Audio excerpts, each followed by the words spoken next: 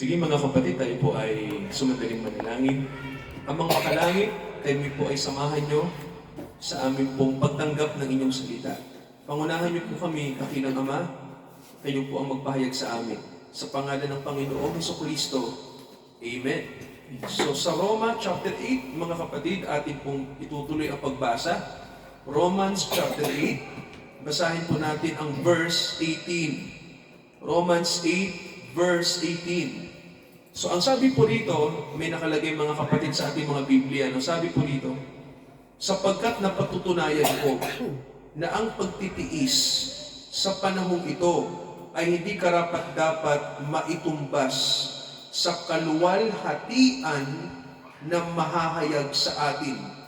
Sapagkat ang maningas na pagmimithi ng buong nilalang ay naghihintay ng paghahayag ng mga anak ng Diyos.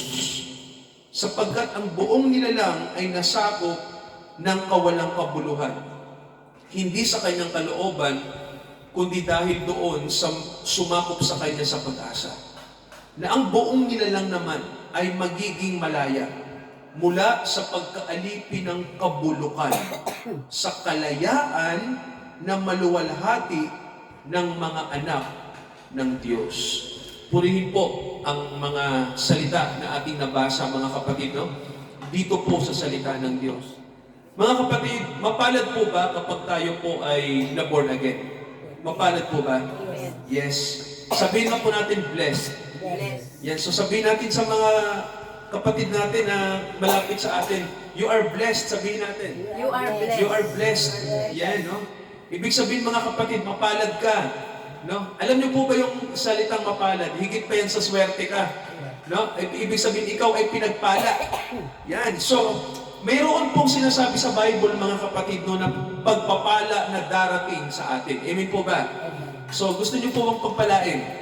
Yan. So, ang pagpapala, mga kapatid, na sinasabi ng Biblia ay higit sa inaasahan natin. No? Higit pa po sa, sabi nga ang pagpapala na hinahabol ng mga tao sa pangkasalukuyang panahon, puro material Napansin niyo ba, di ba? Naghahangad tayo ng bahay, pera, kayamanan na panandalian lang, mga kapatid. Napansin niyo po, di ba? So ang sinasabi ng mga tao, blessed kami kasi marami kaming kayamanan, magandang bahay namin. Well, mga kapatid, may isang blessing na inihanda ang Diyos. Matindi to. Pastor, anong blessing yun? Itong blessing na to, matagal nang gusto ng Diyos ibigay sa tao to. Kasi, ito yung blessing na nawala sa atin. No? Sabihin nyo nga po, nawalang blessing. Nawalang blessing. So, ano kaya yung nawalang blessing na yun? So, ito po, tingnan natin mga kapatid yung sinasabi ng Bible. No? Basahin natin yung Ephesians 1. Puntahan natin to. Efeso chapter 1. So, tingnan natin yung nawalang blessing na kailangang ibalik ng Diyos. So, Efeso chapter 1. Sige, sa ating mga Bible, mga kapatid, no? Basahin ko sa inyo yung chapter 1, verse 3. Okay, verse 3, sabi po rito, itong nakasulat.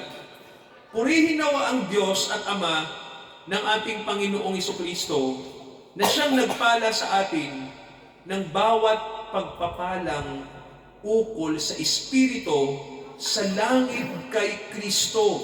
Sabi po sa Ingles nakalagay, blessed be the God and the Father of our Lord Jesus, who has blessed us with all spiritual blessings in heavenly places. So may sinasabi mga kapatid sa Bible, no? Mga pagpapalang espiritual, sabi dito, na nasa langit na kay Kristo. So may sinasabi rito mga kapatid ng spiritual blessings. Sabihin nyo nga po, spiritual blessings. Ibig sabihin po ng mga kapatid kasi ganito, yung pagpapalang spiritual, yan po ang pinakapagpapala na kailangan natin. Alam nyo po ba yon? Kasi mga kapatid, di ba sabi ng Biblia, lahat ng bagay sa mundo, pera, kayamanan, buhay, lahat ng yan mga kapatid ay may nagpapatakbo. Alam niyo ba yon? Alam niyo ba nagpapatakbo dyan? Ang Espiritu ng Diyos. Amen mo ba? Lahat ng bagay tumatakbo dahil sa Espiritu ng Diyos. mga kapatid. No? Kaya kung wala ang Espiritu ng Diyos, kung aalisin natin yan, walang mabubuhay, mga kapatid. No? Wala nang kayamanan, walang pera, walang mundo, wala lahat. Ang Espiritu po ng Diyos ang kumikilos kung bakit po ang tao po ay may buhay. Yun po ang dahilan. So mga kapatid, itong pagpapalang ito yung dapat ibalik ng Diyos sa atin. Amen po ba? Kasi ang mga pagpapalang espiritual, yan ang kailangan ng tao. Amen ba mga kapatid? Ito, basahin natin kung bakit natin kailangan. Basahin natin yung Isaiah, aklat ni Isaias. So ito po, pakinggan niyo ito mga kapatid. Pansinin niyo to, sa pagbabalik ni Jesus, ano ang gagawin ng Panginoon natin? Basahin ko po sa inyo yung Isaiah, siguro po ang gagawin natin chapter 11. Basahin natin yung Isaiah 11, mula verse 1. Okay, tingnan natin mga kapatid ko, no? Sa mga Biblia natin. Sabi rito, may lalabas sa usbong ni Jesse. Isang sanga mula sa kanyang mga ugat ay magbubunga. So may sinasabi rito mga kapatid na sinasabi ang Bible ng sanga. Hindi ito literal na sanga tulad ng puno, ha? Alisin. Ito po ay, ang ibig sabihin po ng sanga, may isang persona na lalabas galing sa isang kilalang tribo ng Israel, no? Yung tinatawag mga kapatid na tribo ni Judah. At dito nang galing ang mga hari sa bansang Israel. So ang sabi rito ng verse 2, pansinin niyo po nakasulat, no? Sa Isaiah 11 verse 2. Ang Espiritu ng Panginoon ay sasakay niya. Nakita niyo po yung word, no? Ang Espiritu ng Panginoon ay sasakay niya. So, ibig sabihin po, mahalaga ang Espiritu ng Diyos. Amen po ba? Kasi di ba, tingnan niyo po ang magagawin ng Panginoong Jesucristo, ha? Sasakay niya ang Espiritu ng Diyos, ang Espiritu ng karunungan at ng kaunawaan, ang Espiritu ng payo at katatagan, ang Espiritu ng kaalaman at ng pagkatakot sa Panginoon. Napansin niyo po sa Biblia, mga kapatid, no? Pagdating pala ni Jesus, ang gagawin niya, patatakbuhin niya ang mundong ito ng Espiritu ng Diyos. Amen po ba? Ang Espiritu, ang makapangyarihang Espiritu ng Diyos, ang magpapatakbo sa kalakaran ng tao. Isipin niyo mga kapatid to, ha? Tingnan niyo lang.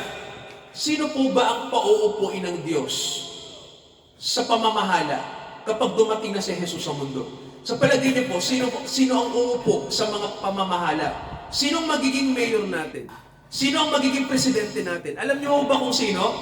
Mga anak po ng Diyos. Yung mga ginagabihan ng Espiritu. Isipin niyo mga kapatid, mula sa Malacanang papuntang White House, lahat ng bansa sa mundo may nakaupong presidente na taglay tita ang kapuspusan ng Espiritu. So anong mangyayari sa mundo kapag Espiritu na ng Diyos ang naghahari? Sa palagay niyo mga kapatid, may corruption pa ba? Sige po. Mayroon pa bang krimen na mangyayari? Wala na, no? Kasi sabi ng Bible, ito yung gagawin niya, no? Espiritual na pangunguna, pagpapala. Kaya sabihin nga natin sa katabi natin, you are blessed. You No? are blessed. Kasi mga kapatid, you are blessed, we are blessed. Kasi sabi ng Bible, yung Espiritu ng Diyos ang kailangan natin, no? At siguro may nagsasabi sa atin, Pastor, wala pa naman yun, sa ngayon pa lang, marami pa tayong pagsubok. May mga tao nga dyan, may Holy Spirit na, di ba? Tayo rin. Pero bakit, Pastor, marami pa rin tayong pagdurusa? Eto ang sagot ng Biblia. Balikan natin ang Romans 8. May sinabi sa atin ng Biblia, totoo naman na wala pa naman yun, no? Pero, ano po bang payo ni Pablo? Kasi sila Pablo din po, yung mga apostol, sila po ba, nakaranas po ba ng mabibigat ng pagsubok o hindi? Nakaranas. Sila din, kasama din natin, tulad din ng tao, na may tanong din sila sa Diyos, Pastor, marami kami pagdurusa, pero ang Holy Spirit na sa amin. Nasaan na po ang Holy Spirit? Huwag tayong mainit. Basahin natin ang Romans 8. Pansinin niyo po yung yung verse 17. Di ba may sinabi dyan sa 17 mga kapatid? Ito sabi, kung mga anak tayo ay tigapagmana. Sabi nyo nga po, tigapagmana ako. Yan. Kung tigapagmana, sabi rito, kasamang tigapagmana ni Kristo. Kung gayon nga, may sinabi si Pablo, pag tigapagmana pala, may dadaanan. Di ho ba? Sabi rito, makipagtiis tayo sa Kanya. Sabi nyo nga po, pakikipagtiis. Ayan. Di ba may sinasabi sa Bible, makipagtiis tayo. Di ba? So bakit ganon? Kasi mga kapatid, dadaan talaga tayo sa pagmumold ng Panginoon. Alam niyo po ba yon? Dadaan tayo sa sinasabing paghubog ng ating buhay, ng ating karakter. Hindi kasi pwede mga kapatid na pupunta tayo sa langit nang hindi tayo ganap. Amen ho ba? Nang hindi tayo perfect. Kaya nga di ba minsan binanggit natin, Pastor, di ba nobody's perfect? Tama. Pero ang Diyos, may karapatan na gawin tayong perfect. Amen po ba? May karapatan siya. Hindi naman tayo iiwan ng Diyos na maging perfecto sa sarili natin. Mahirap yun, di ba mga kapatid? Kaya nga mayroon tayong pagdepende sa biyaya para ang Diyos ang gumawa para maging tayong perfecto. Pero sa sarili natin, hindi natin yung kaya. Amen ba kita? Di ba? Diyos lang ang may kapangyarihan nun eh. O may tanong ako, ang Diyos ba kaya tayo gawing perfecto? Tama o mali? Tama. Di ba mga kapatid? Kasi Diyos yun eh. Alam nga namang limitahan natin yung kapangyarihan niya. Pero dito sa sarili natin, mahirap. Oo. Pero ang Diyos kasi, pag kumilos na siya, wala makakapigil tita. Wala talaga. Yung isang daang babae nga, nanganak pa eh. Di ba? Yung patay nga, nabubuhay niya eh. So, umaasa ba tayo sa milagro ng Diyos?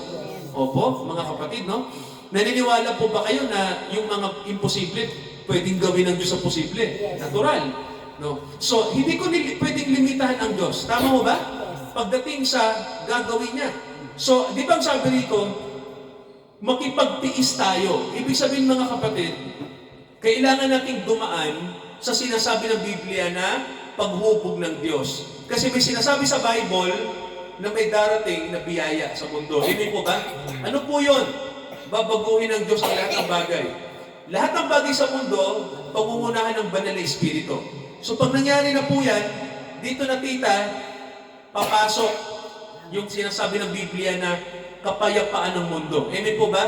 Magkakaroon po ng sinasabing world peace. Di ba? Yun ang gusto natin. Magkaroon ng kapayapaan sa mundo. Mawala na ang sakit. Tama ho ba? Mawala ang karamdaman at magkaroon ang tao ng karapatan.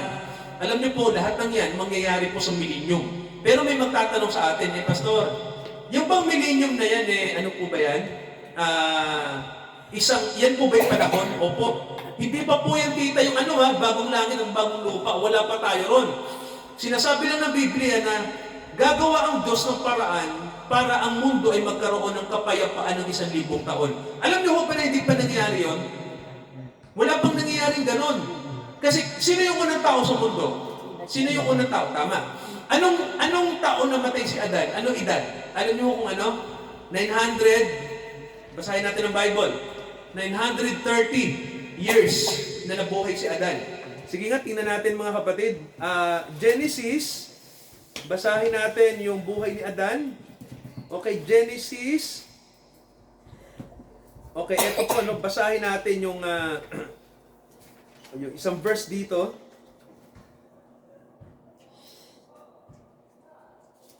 Sa Genesis. Okay, Genesis chapter 5. Okay, sabi rito, verse 5, lahat ng buhay ni Adan ay, ang sabi po, 930 taon. Anong nabuhay si Adan mga kapatid? 930. Mahabang buhay mo ba? Tita? 930 years? Alam niyo po, may problema doon sa 930 years. Kasi sa Biblia, ang isang araw sa Diyos, ano po? 1,000 taon. Ibig sabihin po, maagang namatay si Adan. Nakikinig? Bakit, Pastor? Ang isang araw sa Diyos ay 1,000 taon sa atin. Si Adan, hindi nakarating ng 1,000. 930 namatay na siya. Si Adan, maiksi ang buhay. Ikumpara natin, tayong mga tao ngayon, tita, ano na pinakamahabang buhay ng mga Pilipino? 70, sabihin na natin. Sa generation na to. Tita, biyaya na sa akin pag nakarating ako ng 70. Yung tatay ko, maiksi buhay. Sa father side ko, maiksi ang buhay ng mga tao. Sa mother side ko naman, may maiksi din ang buhay. Kaya nga, Sabi ko hindi na ako umasang tatanda ako. Bahala ng Diyos sa akin, no? Pero tingnan nyo ha, pag namatay ka ng 80 o 90, napaka-eksi talaga ng buhay, tita. Yung namatay ng 100, siguro sabihin na natin ng 100 si Enrile. Ngayon, tama ko ba? Nakatanggap pa ng... Tita, mayaman na yun eh. Pero binigyan pa rin ba ng 100,000? Oo. O yun, no? Sa bagay, kahit na sino, para walang bias. Oo. So, tingnan nyo to ha. Di ba sabi ng iba, ay, ang haba ng buhay, 100, 120. Ay, nabuhay siya ng 200. Alam nyo, sa Biblia, hindi humabang buhay yun. Maiksi po yun. Napansin nyo? Akala lang natin mahaba. Sa Biblia po, 930 si Adan, maiksi. Isang araw lang yun. Hindi niya natapos ang isang araw dito, namatay na siya. Napansin niyo po? Kaya po, ang Diyos, may gusto siyang gawin. Tama ko ba? Ibalik ang buhay na, sabi nga tita, buhay na ganap at kasiya-siya. Gusto niyo ho bang buhay nagtatapos? Hindi, di ba? Nalulungkot po ba tayo pag nagtatapos ang buhay? Kami lang nung Sabado, may pinuntahan kaming anak ng pastor na namatay. Dati kong denomination tita, namatay yung anak niya. Alam niyo ang edad ng anak niya, 48. Alam niyo pong ikinamatay, tita, aksidente. No? Yun lang po, no? 48 years old.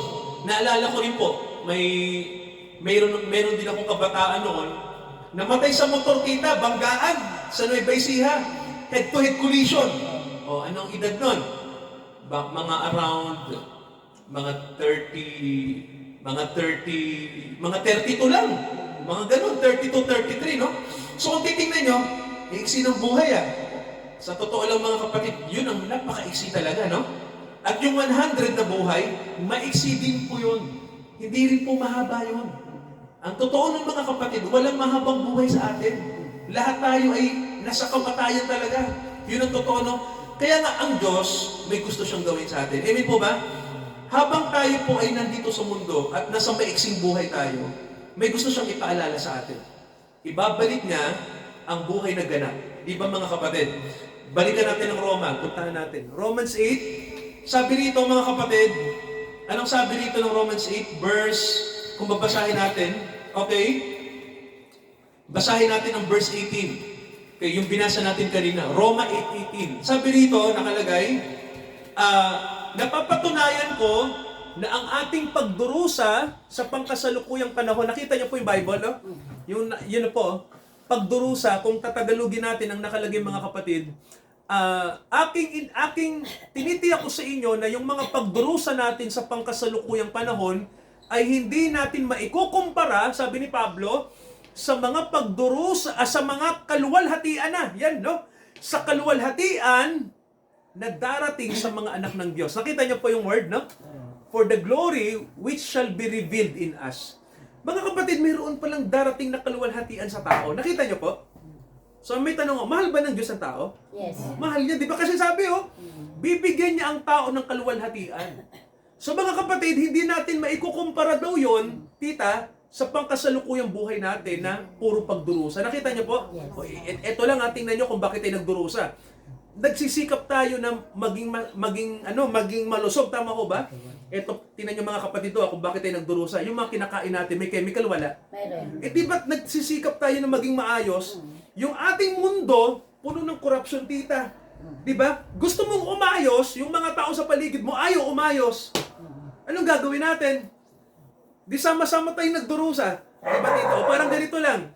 Supposed to be, dapat daw ang Pilipinas maraming ginto. Di ba, tita? Marami daw tayong rich in natural resources. Marami tayong kayamanan. O ang tanong, ilan bang mahirap sa atin, tita? Ilang porsyento? Di ba marami? So, nasaan yung titang kayamanan ng bansa natin? Napapakinabangan po ba natin? Nakinurap. Ilan lang yung nakikinabang? Ilan lang po? Yung may kapangyarihan lang. Yan ang mundo natin, mga kapatid, no? Kaya tayo nagsasuffer, hindi lang din doon, kundi etong mabigat dahil sa kasalanan. Amen po ba? Amen. Kasi kasalanan ang dahilan nun eh. Yung mga kurap, makasalanan sila, at yung mga kinukurap, parehas lang din. Parehas din. Oh, ganun din, no? Yun nga lang, sabi nga natin, yung mga nangungurap dita, dapat wag nilang gawin yun. Tama ho ba? Kasi, sabi nga di ba?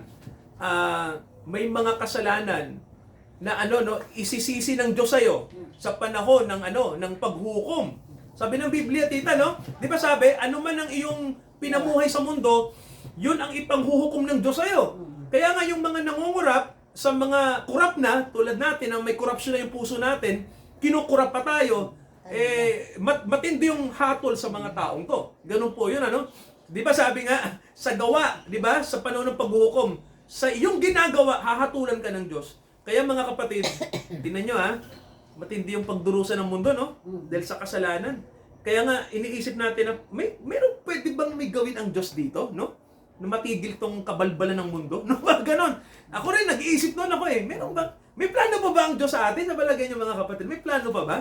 Well, minsan nawawalan tayo ng pag-asa, no? Ang tagal naman ni God, no? Nasaan ba yung gusto niyang gawin? Well, mga kapatid, sabi ng Biblia sa atin, huwag kayo mainip, no?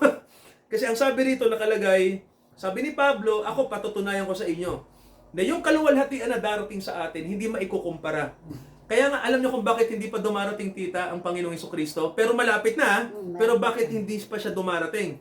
May sinasabi sa Bible na kailangan niyang makumpleto yung mga bibigyan niya ng kaluwalhatian. Yung po yun, Kailangan makumpleto yun. Sabi nga yung bilang ng mga papasok sa biyaya, kailangan makumpleto niya. Kaya, tita, baka may mga kamag-anak tayo, kaibigan, na kailangan nating dalhin dito. Kasi sabi ng Bible, hanggat hindi sila nasasama sa atin, hindi aalis ang barko. Naintindihan niyo ba? Oo. Kasi may nakalagay sa Romans, basahin natin yung Romans. Sabi ng chapter 11, ito nakasulat. Sabi dito, Romans 11 verse 25, mga kapatid, di nyo ba nalalaman na may hiwaga na sinasabi ang Diyos, baka kayo magmarunong sa sarili nyo, na ang katigasan ng ulo ng Israel ay mangyayari hanggang sa pumasok ang tinatawag na kapunuan ng mga hintil. May sinasabi mga kapatid na ang Israel, di ba, tumanggi sa Panginoon, pinapatay nila si Kristo. So, saan lumipat ang biyaya? Mula sa Israel, kanino po lumipat? Kanino ibinigay ng Diyos yung pag-asa na maligtas ang tao? Mula sa Israel, kanino ibinigay? Kanino po? Sa atin. Sa atin, no? So, sabi ng Biblia, ang Israel, bagamat, di ba, tinaboy nila si Jesus, hindi nila siya kinilala. Di ba, may sinabi dito sa Bible na tatawagin uli sila ng Diyos. Di ba, kahit sa Israel ba magulo o hindi? Magulo. Pero sa tingin nyo, kaya ba ng Diyos na gawing mapayapang Israel? Kaya ba niya? Oo. Kayang-kaya. Yun nga lang, bakit hindi pa niya ginagawa? Tama ho ba? Bakit ang Diyos parang bingi? At ang Israel, mga kapatid, di ba maraming pinapatay sa kanila noon pa? Di ba? Di ba, tita? 6 na milyon nung World War II. 6 na milyon ang pinatay sa kanila. Marami pa sa Pilipino. Higit pa sa Pilipinas, higit pa sa mga Pilipinong namatay noong panahon ng Hapon dito. 'Di ba? Pero ang Hapon at ang Germany, magkaibigan niya noong giyera. Ang mga napatay ng Hapon na Pilipino, sabihin na natin siguro baka 500,000 o baka 1 milyon lang. Sa Europa, ilan bang pinatay ng mga Hudyo? 6 na milyon, tita. Napakarami. Siguro isipin natin na bakit ba gano'n, ano? Ano ba nangyari? Ang Diyos ba nagbibingi-bingihan sa kanila? Well, ang sabi ng Bible, sabi ng Diyos, hindi muna darating yung pagbabagong gagawin ko hanggat hindi ko muna naiipon yung mga tatawagin ko. Kaya po, sabi ng Bible sa atin, may nakalagay na kailangang mapuno. Di ba, tita, may word, no? Punuin yung mga hintil. Sabi yun, the fullness of the Gentiles. So, may sinasabi pala na titipunin ng Diyos yung kahuli-hulihang bilang para pag nangyari na yung, tita, may sinasabi sa Bible na rapture, no? Sabihin nyo nga po rapture. Ibig sabihin po, babaguhin yung katawan natin, no? Gagawin, titang maluwalhating katawan. Yun ay sinasabi natin na spiritual na pagpapala sa atin. Ibig sabihin po ng tita, pag nangyari na yung pagbabago ng katawan, ganito yan. Wala nang diabetes, salamat sa Diyos. Wala nang mamamatay. Tama ho ba? Wala nang sakit sa puso. Tama ho ba? Wala nang tatanda dito. At tayong lahat ay magkakaroon ng immortal na katawan. Amen po ba? Isang katawan na hindi tumatanda, bigay ng Diyos sa mga anak niya sa huling araw, okay, tinatawag na rapture yun. So siguro may nag-iisip sa atin, kaya bang gawin ng Diyos yun natural? Siya naman ang may akda ng buhay. Tama ho ba? At yun yung original na pagkatao ng tao, mga kapatid. No? Kaya sa gabing ito, tuloy natin ang Romans 8. Di ba ang sabi, nakalagay? Tuloy natin ang pagbasa, mga kapatid. Balik tayo sa Romans 8. Ano pong sabi? Nakalagay? Verse 19. Romans 8:19. Ang sabi, nakalagay, tingnan nyo po, ang pagmimithi, ang maningas na pagmimithi ng buong nilalang ay naghihintay ng paghahayag ng mga anak ng Diyos. No? Romans 8:19. Ang ganda po ng sinabi niya, no? Sabi rito, may umaasa sa atin ang buong kalikasan. Nakita niyo po? Ang buong kalikasan ay umaasa at hinihintay ang paghahayag ng mga anak ng Diyos. Ibig sabihin mga kapatid, kapag tayo ay binago na ng Diyos, dumating na dito yung yung kaluwalhatian ng katawan natin.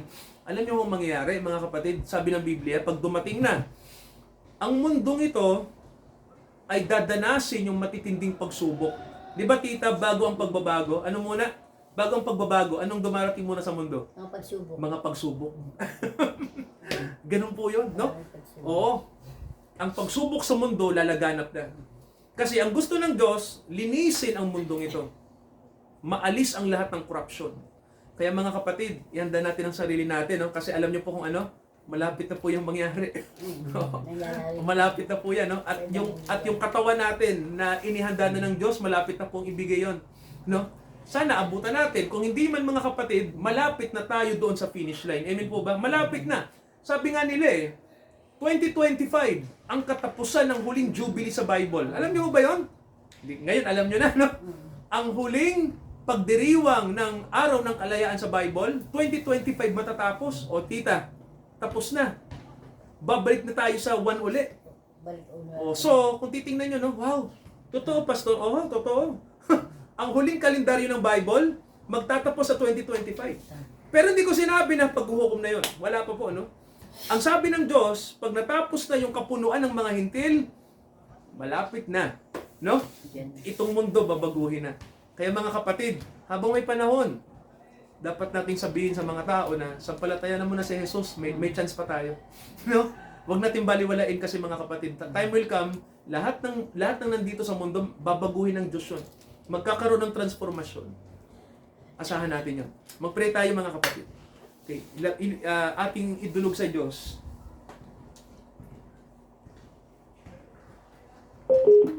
Ang atin pong mga buhay po sa gabing ito. Dakilang Ama, nawa po, asahan namin ang inyong gagawin. Sapagkat babaguhin nyo ang lahat ng bagay. Babaguhin yung aming katawan, babaguhin yung aming isip, ang aming puso. Lahat ng bagay dito sa mundo ay babaguhin nyo. Ito ang esensya po ng rapture. Kaya dakilang Ama, nawa ang mga kapatid ay pagpalain nyo na magi kaming gising sa espiritual na kalagayan. Sapagkat lahat ng bagay, Ama, ay umiikot sa mga bagay na espiritual. Kaya ito ang pundasyon ng buhay namin. Pagpalain nyo po ang mga kapatid sa household, dito sa De La Costa, sa mga tinawag nyo po, patuloy kaming maglingkod. Patuloy naming gawin ang paglilingkod, dakilang Ama. Malapit nang dumating ang inyong anak.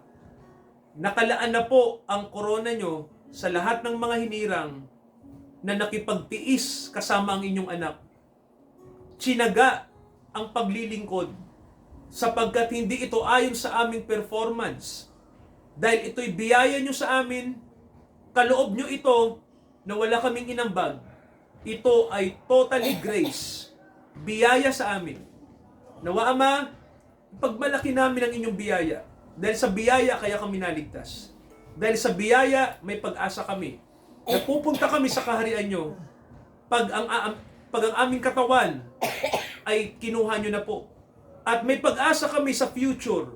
Sapagkat sinabi nyo po na ang kaharian nyo ay hindi lamang mananatili sa langit, it will come down to earth. Bababa ito para kami po ay sama-samang maging masaya sa mundong ito, kasama ang kalangitan, at maghahari na kayo magpakailanman, kasama ang inyong mga anak, na inyo pong itinalaga din, na maging mga pinuno ng mundong ito. Amang makalangit, nawa kaming lahat, ay makasama dito sa sinasabing kaluwalhatian. Dahil ito'y gagawin nyo, at walang sino mang makakapigil sa amin. Higit sa inyong panukala. Dakilang Ama, pagpalaan nyo po ang gabing ito sa pangalan ni Jesus. Amen. Mga kapatid, tayo po'y magkaloob. na may sinasabi ang Biblia sa atin na ihandog natin sa Diyos ang, sabi nga po, ang ating mga buhay, no? Bilang handog na buhay, banal at kalugod-lugod sa Kanya. So sa ating pagkakaloob sa Diyos, sa pagkilala natin sa Kanyang biyaya, awitin natin, seek the kingdom of God and His righteousness. Kingdom of God and His righteousness, Kita. and all the things shall be added unto you. Hallelujah,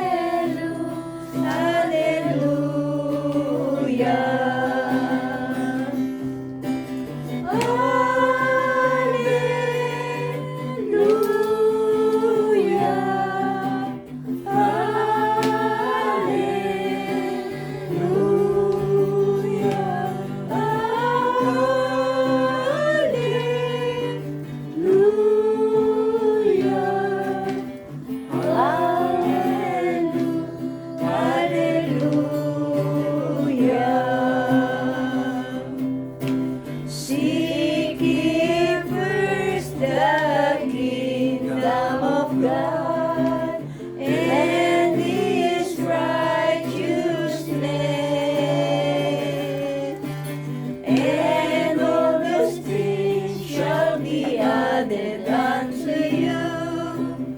Hallelujah, hallelujah. Dakilang Ama, ang inyong sangbahayan ay inyong palakasin sa mga huling panahong ito, na naniniwala kami, Dakilang Ama, na ang mundong ito ay magkakaroon ng mapagpalang sibilisasyon. Millennium, 1,000 taong maghahari kayo. Nalalapit na po ang panahong yon. At Dakilang Ama, inaasahan po namin ang katawan na inilaan nyo sa mga anak nyo. Isang katawan na hindi nagkakasakit at hindi namamatay. Ito ay inyong kaloob sa mga anak nyo na tinawag nyo sa biyaya. Sa Diyos na nagmamahal sa mga tupa, nagmamahal sa mga anak, nagmamahal sa mga taong tinawag sa biyaya. Sumaatin ang kanyang kahabagan ngayon at hanggang sa pagparito ng ating Panginoong Jesucristo. Amen, amen, at amen. Amen. Praise God. Amen. Amen.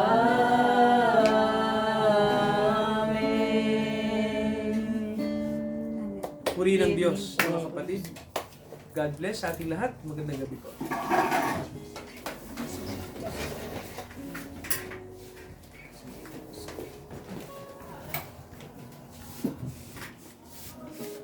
God, bakit ano? God bless po.